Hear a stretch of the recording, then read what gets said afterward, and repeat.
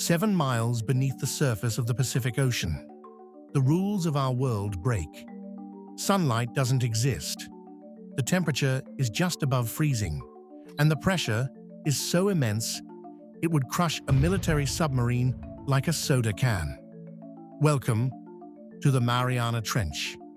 This immense canyon lies in the Western Pacific, between Japan and the Philippines, the deepest, most hostile place on Earth. For most of history, we believed this place, the Mariana Trench, was a dead, empty void, a geological anomaly, hostile to the very chemistry of life. We were wrong. It's a world filled with life that defies biology, powered by chemistry and darkness. But today, this scientific wonderland is becoming the stage for a new global race. As new technologies unlock the secrets of the abyss, the trench has become a quiet arena of competition. Robots, research vessels, and long-term strategy, vying for dominance in the deep.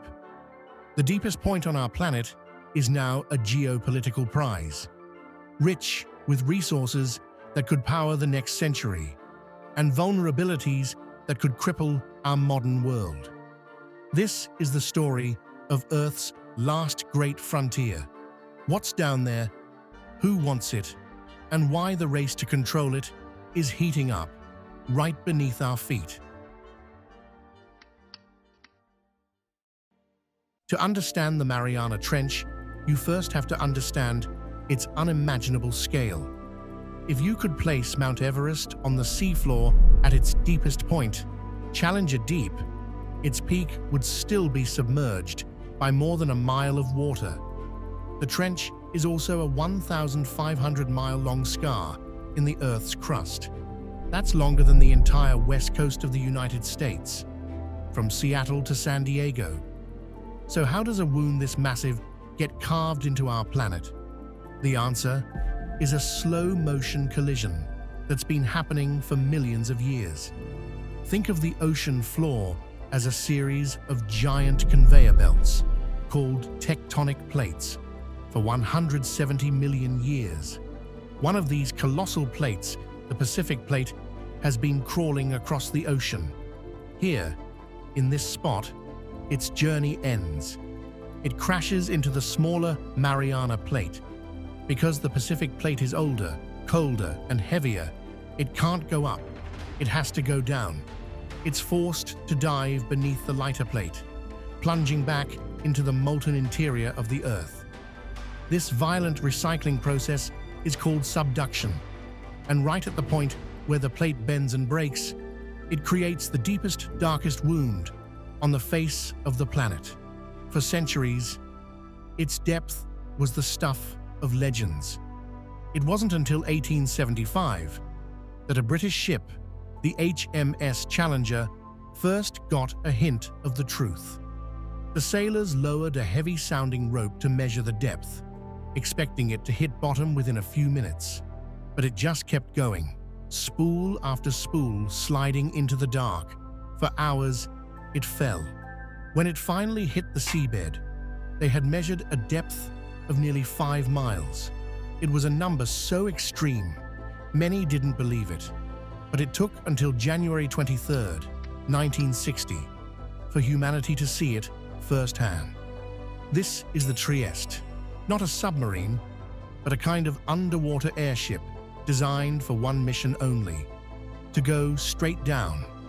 Inside its tiny, 7-foot-wide crew cabin, a steel ball hanging underneath, were 2 men: Swiss engineer Jacques Piccard and US Navy Lieutenant Don Walsh. Their goal: to become the first people to ever reach the bottom of the world. As they descended through the crushing darkness, the temperature dropped to freezing. 5 hours in, more than 30,000 feet below the surface, an explosive crack echoed through their cabin. A viewport had fractured under the strain. A failure in the main hull at this depth wouldn't be a leak. It would be an instantaneous, catastrophic implosion. Their lives hung on a single, terrifying decision: They pressed on, descending the final mile to the bottom of the world. They had made it, the first humans to ever lay eyes on the deepest frontier of our own planet. What the Trieste had to overcome wasn't just depth, it was pressure. At the surface, we live under 1 atmosphere of pressure. At the bottom of the trench, it's over 1,100 atmospheres. That's more than 16,000 pounds pressing on every square inch. To truly feel this pressure, start with a single, focused image. The entire weight of a full-grown elephant, concentrated on the tip of your thumb. That's the force on just 1 square inch. Now, apply that across your entire body, and you would be trying to support the crushing weight of the Brooklyn Bridge. Even Venus, with its submarine crushing atmosphere, has a pressure nearly 10 times weaker than the bottom of our own ocean. Under this kind of pressure, the very molecules of life behave differently. The calcium that builds our bones and the shells of surface creatures would literally dissolve into the water. The proteins that power metabolism would be squeezed out of shape. This isn't just a difficult environment for life as we know it. It's a place where the fundamental physics of biology are rewritten. And yet, when Picard and Walsh peered out their tiny, cracked window, they saw something that science thought was impossible. A flat, living creature swimming calmly in a world designed to kill. That single glimpse shattered our assumptions. If life could exist here, what else was possible? To understand the creatures at the bottom, we must first take the journey ourselves, descending, layer by layer, through the strange worlds that exist between the surface and the abyss. As we leave the sunlit world behind, we begin our descent into the unknown. The first stop on our journey is the Twilight Zone, a world of permanent deep blue. Here, the last rays of sunlight fade into nothingness, and the rules of life begin to change. Survival hinges on capturing the final, fleeting photons of light. To do this, creatures evolve in one of 2 ways. They either develop enormous, hypersensitive eyes to catch every last glimmer, or they learn to create their own light. This is the realm of bioluminescence, a cold chemical glow that animals use to hunt, to hide, and to find a mate in the encroaching darkness. Already, the pressure here is immense, and the water is perpetually, bone-chillingly cold. A perfect example is the strange hatchetfish. Its body is thin as a razor blade, and its eyes are massive, tubular, and permanently fixed upward, scanning the darkness for the faint silhouette of prey against the fading light from above. To hide from predators below, it uses a clever trick. The underside of its body is lined with light-producing organs. It uses this bioluminescence to perfectly match the faint blue glow of the water above it, effectively making itself invisible. Below 3,300 feet, we enter the midnight zone. Sunlight is gone, forever. From here to the bottom of the trench, the only light that will ever exist is the light that life creates for itself. In this eternal night, the rules are truly rewritten. Vision is almost useless, so senses are re-engineered. Many creatures are covered in a network of pressure-sensitive cells, allowing them to feel the faintest movement in the water and hunt with terrifying precision in total darkness. Here, pressure exceeds 1,500 pounds per square inch. Food is scarce, and bodies are pushed to their limits. The pelican eel, for example, evolved a massive unhinged jaw and an expandable stomach, allowing it to swallow prey much larger than itself. A useful trick when you don't know if your next meal is days or months away. This is an environment that breeds ruthless efficiency and biological absurdity. We've seen the strange survivors of the Midnight Zone, but as we prepare to descend even further into the crushing pressure of the Hadal Zone, we must confront the single greatest mystery of the deep. In this endless pitch-black world, what fuels life itself? The answer doesn't well up from the depths, it falls from the heavens. The story of life here is powered by the leftovers of a world it will never see.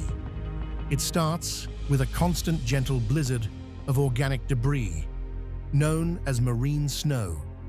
This drizzle of dead plankton, waste, and even dust can take weeks to drift down to the sea floor.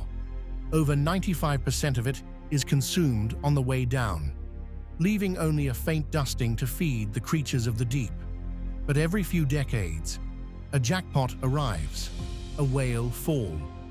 When the 40-ton carcass of a whale lands on the abyssal plains, it creates an oasis of life that can support a complex ecosystem for up to a century. First come the sharks and scavengers, then the crabs and worms, and finally, the bizarre bone-eating Osedax worms, which digest the skeleton itself, absorbing the very last traces of nutrients.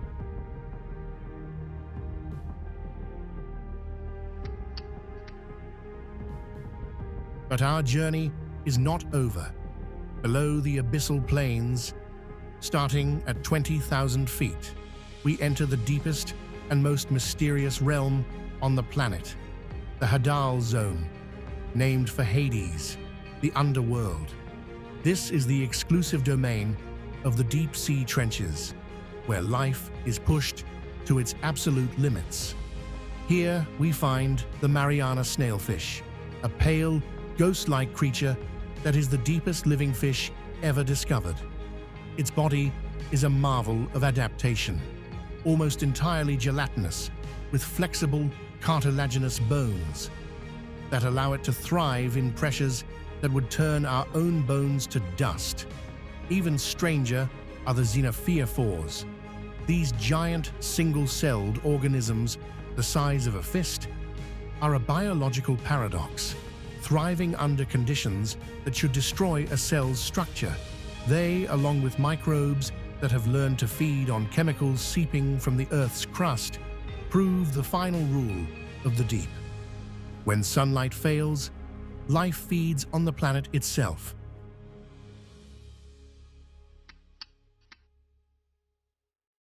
So, we've journeyed to the bottom of the world, an impossible realm of crushing pressure and bizarre life that rewrites the rules of biology.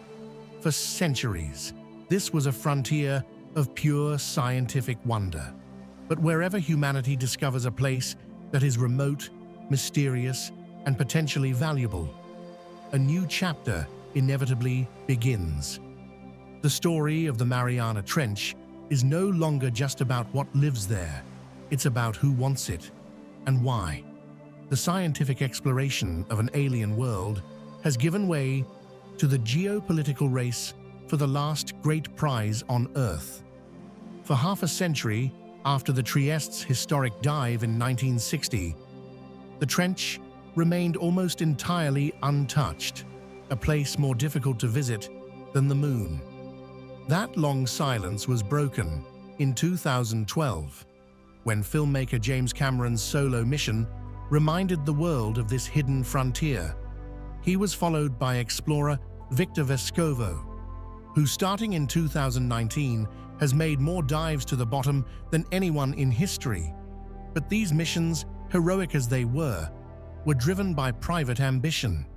The real strategic shift began in 2020, when China's Fendouzhe submersible planted its national flag on the seafloor. China's approach is fundamentally different. It's not about flags and footprints, it's about building a persistent, scalable presence. They've moved beyond single expensive manned dives and are now deploying fleets of small, autonomous deep-sea robots. These AUVs can map the seafloor, analyze sediment, and operate for months at a time at a fraction of the cost. China is systematically gathering more data from the deep sea than any nation in history. This isn't just exploration anymore, it's the methodical charting of a new economic and military domain.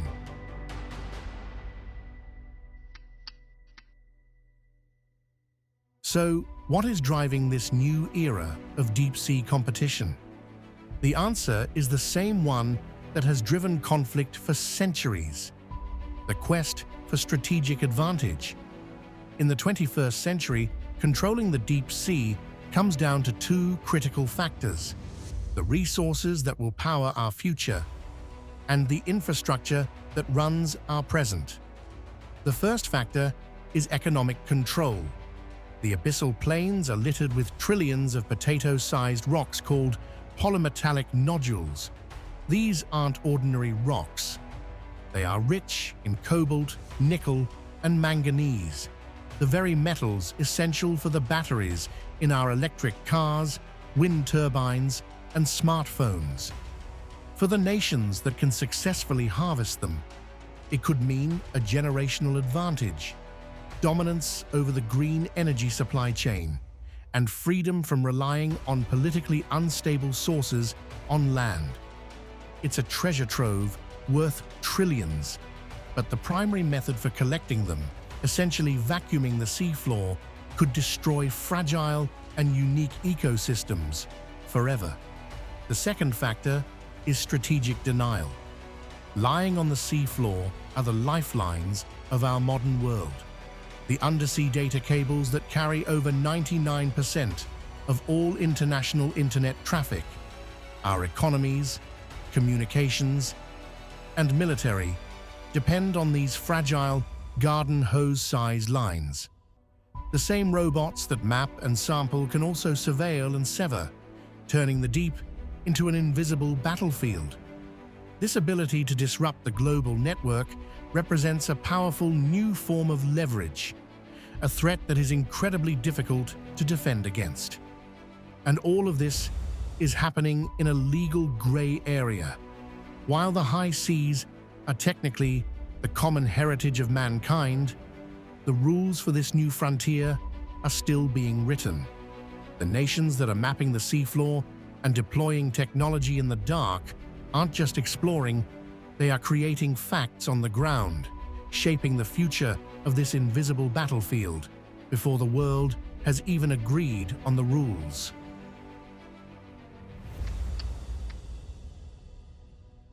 The Mariana Trench is no longer just a geographical curiosity. It's a perfect microcosm of our 21st century challenges. It is a fragile, irreplaceable scientific laboratory that may hold the secrets to the origins of life. At the same time, it's a strategic arena, holding resources that could power our future and vulnerabilities that could threaten our present. For the first time in human history, this impossible world is within our reach. In recent years, dozens of people have reached Challenger Deep, but access is not the same as wisdom. As nations race to map, mine, and potentially militarize the abyss, the central question remains: will we treat Earth's final frontier as a shared global commons to be explored with caution and cooperation? Or will it become a new Wild West, where the deepest, darkest part of our planet is sacrificed to the highest bidder? The race to the bottom is on, and the rules are still being written. What's driving this race? Science, resources, or strategy? Tell us below. For more deep dives that untangle our world, subscribe to World Untangled.